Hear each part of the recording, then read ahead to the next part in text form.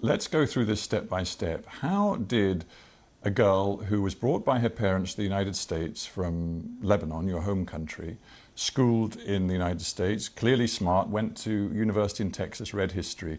How did you get involved with the sex porn industry?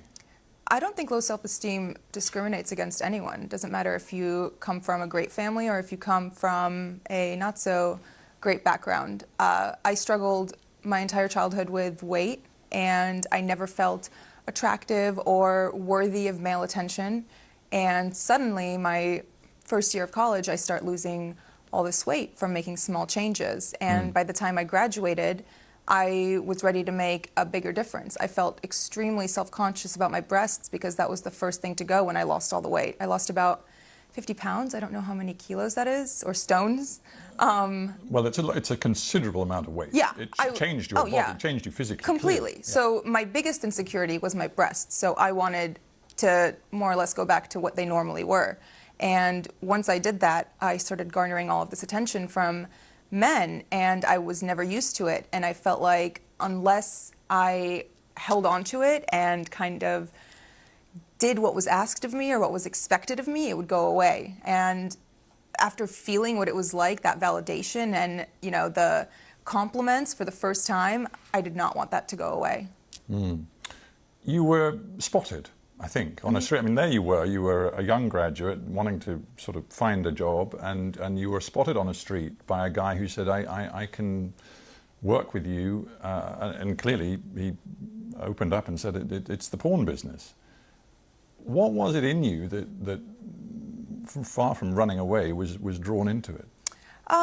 It wasn't, that's not how it was. It wasn't just, hey, do you want to come do porn? It was more so, oh, you're beautiful. Like, would you like to do some modeling? Oh, you know, you have a great body. Like, I think you'd be great in nude modeling. Things like that. And after I came and toured the studio, you know, it was very respectable. It was a gorgeous location. It was in Miami, in Doral, Florida.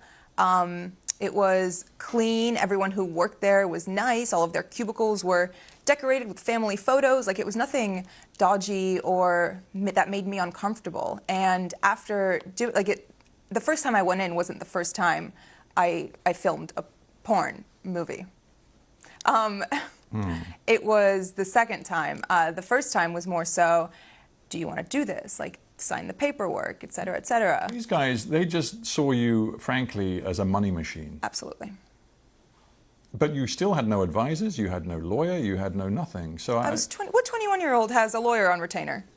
I'm just trying to get my head around how stressful this must have been, and whether even now, because you sit here so poised, and obviously a lot of time has passed and you've moved on, but do you think there is some sort of post-traumatic stress that is in you from this experience? Yes, and I think it kicks in mostly when I go out in public, because the stares I get, I feel like people can see through my clothes, and it brings me deep shame. It makes me feel like I lost all right to my privacy, which I did, because I'm one Google search away. Yeah. And those images you cannot expunge. No. You have no right, even though it is deeply personal to you, you have no right to remove them from anybody's view around the world. Yeah. It is very hard. It is. And I'm just thinking, this isn't, I mean, this story is your story, but frankly, it's also the story of other porn actors and actresses. I honestly started seeing that recently after the interview came out, and people started reaching out, and all of the emails go, my manager checks them. And when he gets stuff like that, he filters them and sends them to me.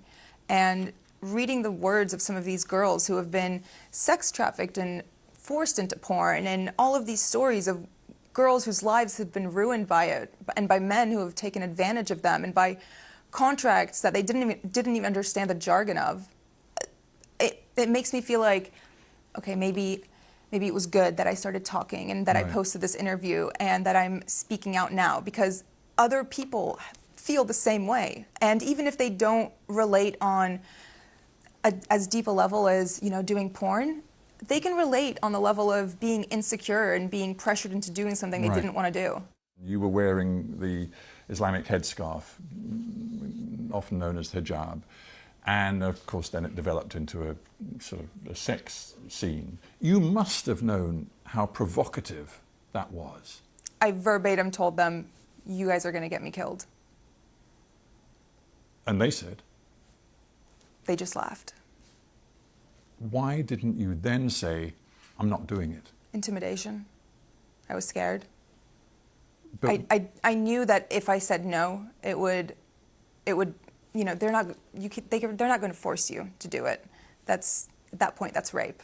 No one's going to force you to have sex.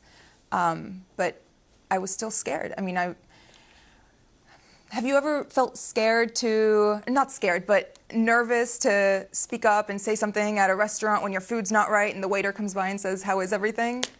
I was intimidated. I was nervous. We interview a lot of people, and many of them are middle-aged or older. It's great to have somebody in the studio who's only 26 years old. There is a school of thought which says that our culture as a whole, I'm not just talking about the United States or the UK, but many, many countries, is being pornified, and that young people in particular are so exposed to pornography, so young in their lives, that it's materially changing the way males and females relate to each other, the way they think about relationships in a potentially very corrosive, damaging way. What's your take on that? Of course it affects relationships. Porn addiction is very prevalent in America, and I'm sure here too. The things that men see in videos, they expect from the women in their lives, and that's just not reality. No one is going to be that perfect. No one is going to do those acts on a Wednesday night with the person they love.